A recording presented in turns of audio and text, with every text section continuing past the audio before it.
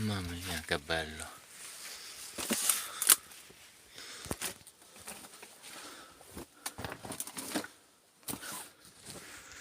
Bello ma pericoloso, molto pericoloso. Guardate i massi che sono crollati.